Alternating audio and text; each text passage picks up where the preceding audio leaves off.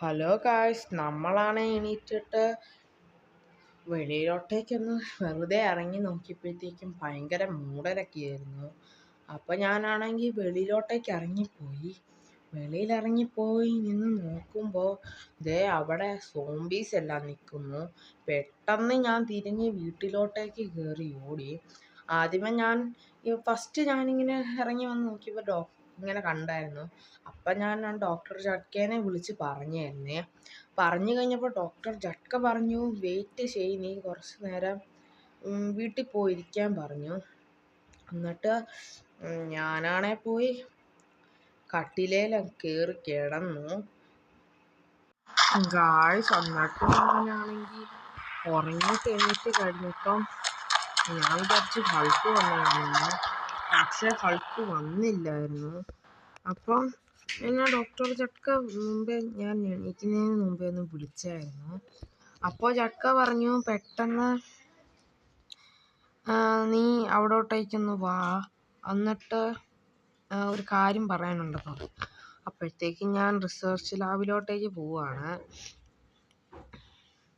ഞാൻ റിസർച്ച് ലാബിലോട്ടേക്ക് പോകുന്ന വഴിക്ക് എല്ലാം ഭയങ്കര സോംബീസ് ആട്ടോ ഗായ്സ്.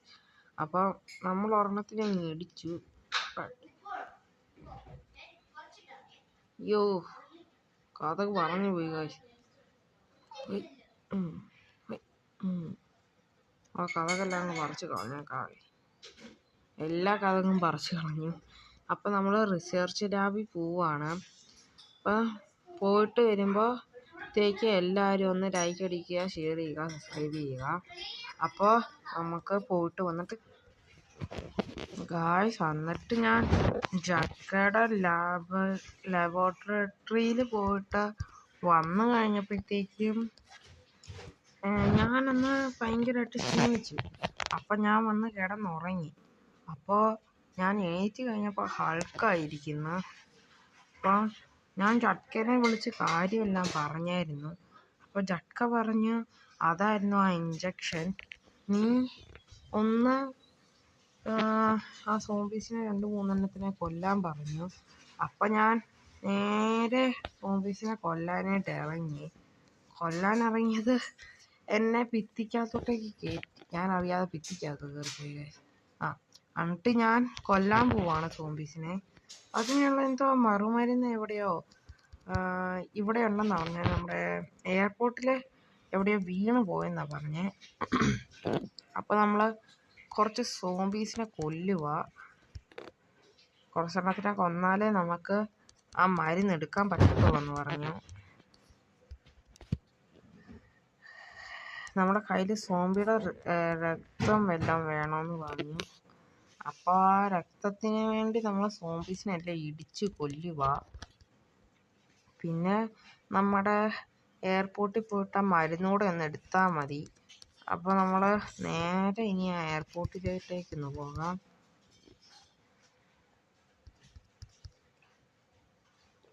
നമ്മൾ ചാടി പോവാണ്.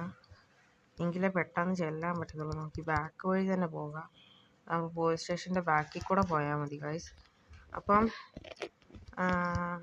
പെട്ടെന്ന് അവിടെ ചെല്ലാൻ വേണ്ടി ഞാൻ നോക്കുക. പെട്ടെന്ന് ചെന്നില്ലെങ്കിൽ ചിലപ്പോൾ ആ മരുന്ന് കിട്ടാൻ സാധ്യതയില്ല. അപ്പം നമ്മൾ എയർപോർട്ടിൻ്റെ അകത്ത് കയറിയിട്ടുണ്ട്. അപ്പം നമ്മളിനി നേരെ പോയിട്ട് ആ മരുന്നെടുക്കാം. ഇവിടെ ഇരിപ്പുണ്ടെന്നാണ് പറഞ്ഞ്.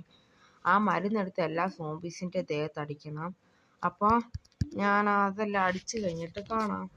ഹലോ ഗായ്സ്, നമ്മൾ എന്നിട്ട് ആ മരുന്നെല്ലാം അടിച്ച് ഒരു ഉറക്കം എണീറ്റ് കഴിഞ്ഞപ്പോഴത്തേക്കുവാണെങ്കിൽ നമ്മൾ ഹൾക്കിനും മാറി, നമ്മുടെ സോംബീസ് എല്ലാം ഇവിടുന്ന് പോവുകയില്ല. അതുകൊണ്ട് ഫ്രാങ്ക്ലിന് ഭയങ്കര സന്തോഷമായി ഗായ്സ്. അപ്പം നമ്മുടെ വീഡിയോ ഇത്രയേ ഉള്ളൂ. എല്ലാം ലൈക്ക് അടിക്കുക, ഷെയർ ചെയ്യുക, സബ്സ്ക്രൈബ് ചെയ്യുക. പുതിയൊരു വീഡിയോ ആയിട്ട് കാണും വരെ ഓക്കെ.